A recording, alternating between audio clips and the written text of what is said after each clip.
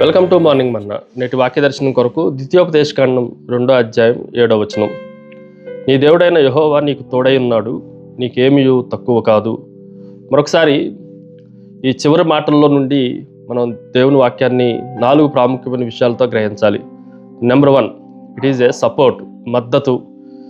ఈ మాటలు మనం జాగ్రత్తగా ఆలోచన చేస్తే నీ దేవుడైన యెహోవా నీకు తోడై ఉన్నాడు అన్న మాట కనిపిస్తూ ఉంది. యెహోవా మనకు తోడై ఉండేవాడు, మన పక్షమున ఉండేవాడు, మనతోనే ఉండేవాడు అన్న విషయాన్ని మనము జాగ్రత్తగా గ్రహించాలి. ఉదాహరణకి సుదీర్ఘమైన ప్రయాణం చేస్తున్న ప్రయాణికుడి చేతిలో ఒక కర్ర ఉంటే అది ఎలాగైతే ఊతంలాగా మద్దతులాగా పడిపోకుండా, ఒకవేళ విశ్రమించాలి అన్న ఏదన్నా బాగు చేసుకోవాలన్న రోడ్డు ఎలాగైతే అది మద్దతుగా నిలుస్తూ ఉంటుందో, మన జీవిత ప్రయాణాలన్నింటిలోనూ, మన జీవితంలో జరిగే సంఘటనలన్నింటిలోనూ మనకు మద్దతుగా దేవుడే ఉంటున్నాడు అన్న సత్యాన్ని కూడా మనం గ్రహించాలి. దేవుని మద్దతు అమోఘమైనది, అది చాలా ఉన్నతమైనది అన్న విషయాన్ని ఈ ఉదయకాల సమయంలో మనం ఆలోచన చేయాలి. రెండో విషయాన్ని మీకు జ్ఞాపకం చేస్తాను. ఇట్ ఈజ్ ఏ స్ట్రెంగ్త్, శక్తి, బలము. ఈ మాటను కూడా మనం జాగ్రత్తగా ఆలోచన చేస్తే మన శక్తి పరిమితం కలిగినది, కానీ దేవుని శక్తి అమోఘమైనది. ఆయన మన పక్షంగా ఉన్నప్పుడు, మనకు తోడై ఉన్నప్పుడు, మన చుట్టూ బలమైన దుర్గాలు ఉన్నప్పటికీ, మనకన్నా బలమైన వారు ఉన్నప్పటికీ మనము ధైర్యంతో ఉండటానికి అవకాశం ఉంటుంది. ఎందుకంటే మన వెనక ఉన్నవాడు శక్తిమంతుడు కనుక. ఉదాహరణకి ఒక బరువైన రాయి చాలా చిన్నపిల్లోడు ఎత్తాలి అని అంటే అవ్వదు, కానీ పిల్లవాని చేయి కింద కూడా తండ్రి చేయి ఉండి దాన్ని ఎత్తుతున్నప్పుడు చాలా తేలిగ్గా ఎత్తగలడు. కారణం ఏంటి అని అంటే ఆ పిల్లవాని చేతి కన్నా బలమైన చెయ్యి ఆ పిల్లవాని క్రింద ఉంది. అలాగే మన క్రింద కూడా సపోర్టుగా ఉన్న మన ప్రభువు మనకు శక్తిని అనుగ్రహించేవాడు, బలాన్ని అనుగ్రహించేవాడు అన్న సత్యాన్ని మనం గ్రహించాలి.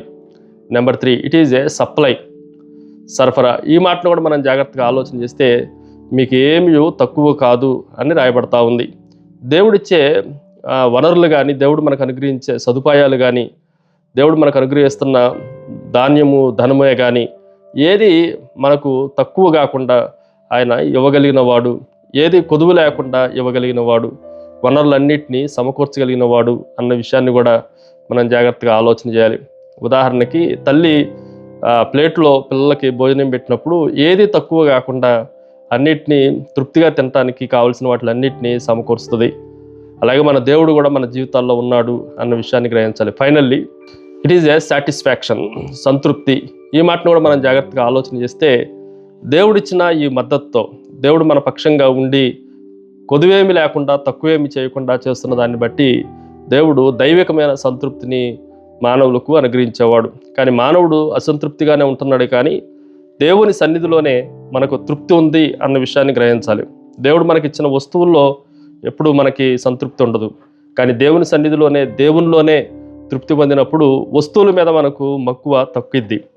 అలాగే ఈ ఉదయకాల సమయంలో సంపూర్ణమైన మద్దతు ప్రభు మనకు అనుగ్రహిస్తున్నప్పుడు, మనకు కావలసిన వాటిలన్నింటినీ తక్కువ చేయకుండా దేవుడు మనకు అనుగ్రహిస్తున్నప్పుడు మనము కూడా చాలా సంతోషంగా, సంతృప్తిగా దేవుణ్ణి స్తుతించే వారంగా ఉండాలి. ప్రార్థన. సకలాశీర్వాదములకు కారణభూతుడు తండ్రి, మరొకసారి మా జీవితాల్లో మీరు తోడుగా ఉండి తండ్రి సంరక్షిస్తూ, మమ్మల్ని కావలసిన వాటిలన్నింటినీ సరఫరా చేస్తూ, మమ్మల్ని సంతోషింపజేస్తున్న విధానాన్ని బట్టి మిమ్మల్ని స్తుతిస్తూ ఆరాధిస్తూ యేసు నామమున అడిగి వేడుకొంచున్నాం తండ్రి.